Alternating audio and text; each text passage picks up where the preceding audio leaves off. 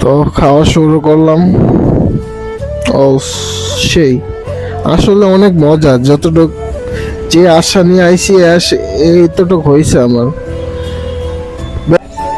চলে গেলাম নরসিংদী চন্নগদিতে হালিম খাওয়ার জন্য। স্পেশাল হালিম, যা না খেলে আপনি বুঝতেই পারবেন না কি জাদু আছে সেই মামার মধ্যে। ও এক কথায় অসাধারণ। তা আমি বারবারই আসি।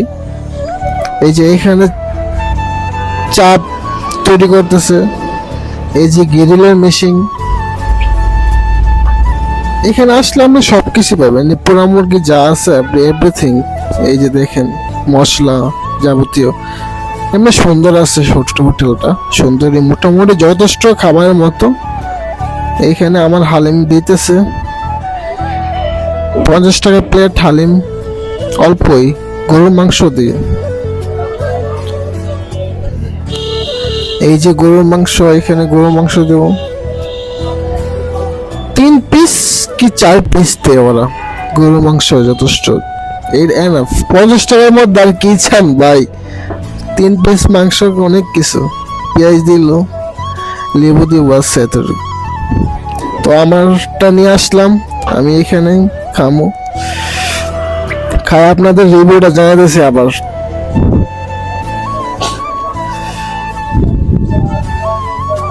লেবুটা একটু হালকা দিয়ে দিলাম, লেবু স্যার আবার জমে না, লেবু তো লাগে। হালিমের বেস্ট লেবু, ফ্লেভারটা কঠিন আসে। একটু লাইরা নিতেছি।